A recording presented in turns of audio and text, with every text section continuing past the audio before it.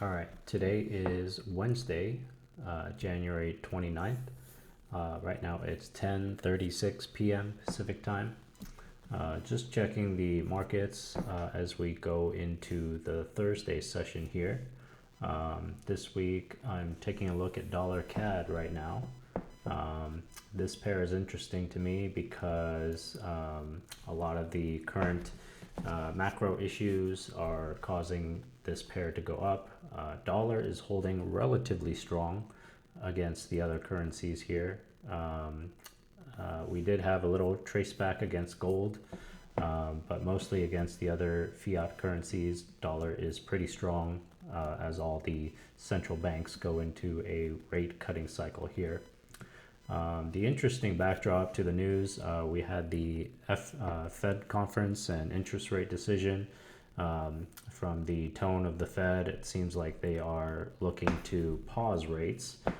It's definitely not helping them in the longer term, even though the Fed has cut overnight lending rates. The 30-year Fed interest rates are actually going up as a result. This is quite the opposite in what has happened in the past rate cutting cycles. Usually when the Fed reduces overnight rates, the entire family of yield curve tends to go down as the bonds go up. But this could be a credit quality concern for the US as other countries are starting to question the level of debt for the US economy. I think something, it's pretty high right now, the spend towards the GDP. I don't have the exact percentage number off the top of my head. But taking a look at the technicals of dollar CAD,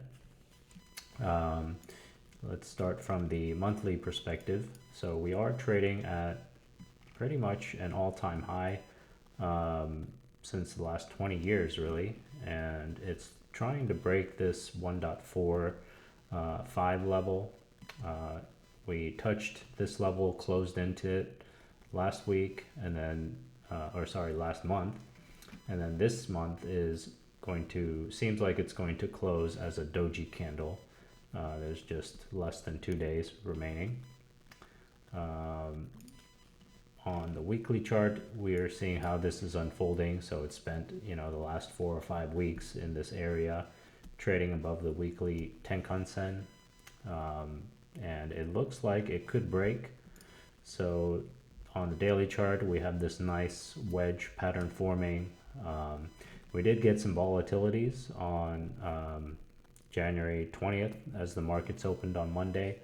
I was looking to see if it would break here, and it actually did not. If you go down to the 4-hour time frame, you can see quite a big swing in just maybe 16 hours or so. So I believed, during the London-New York session overlap, we got this huge sell-off. But then just as the Asian session opened, subsequently, we got an almost equal rise back, even a little bit past it. So I think I did take a trade in the Asian session prior to this. I was looking for a breakout, but it actually came all the way back down. And if I recall, that was a full 2% loss for me, which is quite rare. I didn't expect it to go all the way to the extreme side of this range in just one trading session. So now we're back at this level. It looked like we tried another breakout in the London-New York overlap session just today, but then it got sold off again. And now it's risen back a little bit to the breakout levels. So right now it's looking like it's pretty tough to break out of this range, but we're not sure. It could break out anytime. If not this month, then if it stays in this range, it could be increasingly likely next month. So to give some context why I think this is a high probability trade, mostly it's the macro picture that is in the dollar's favor here. If we look at some of the news, this was the Fed coming out today. I'm not sure why it's switching the pages. But yeah, the Fed is in a conundrum here. CPI is showing inflation to be relatively high still, possibly even bottoming out at over 2%. So there was one cut, but it looks like the Fed wants to stay the course now and pause. As Jerome Powell said today, they are not in a rush to cut again. So some analysts have said, a maximum of 2 cuts in this year, 2025. That would be optimistic, leaning towards one rate cut for this year. At any rate, compared to the Bank of Canada, they also released some news this week, and they actually went ahead and cut by 25 basis points on Wednesday. So even though all central banks are in a cutting cycle, it looks like the Fed may be the first to break that trend. So there could be some arbitrage between the currencies and the dollar right here.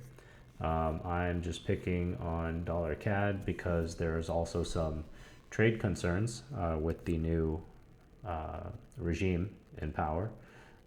President Trump, he is famously known for announcing tariffs against the traditional U.S. trading partners, primarily Canada, Mexico, and Europe.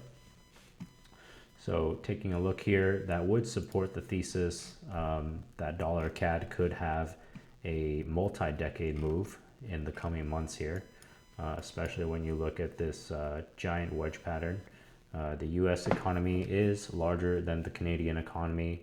Arguably, there are more innovative companies here, so theoretically, American GDP or U.S. GDP should be pulling away from Canadian GDP growth. Plus, I think Canadian policies have been more bureaucratic in the last several months. They also have a new president who is going to try and turn their country around, more on the conservative side. But that is the landscape right now. We'll also take a look at Euro USD. This one is also trending down on the very long time frame. So again, on the monthly chart, Euro USD is testing the parity levels, could possibly get down to 1.0 or even below parity if there is a significant move in the dollar. Let's check pound dollar. I think that will be a similar picture in the long term. Yeah, also going around 1.2. Let's check dollar peso.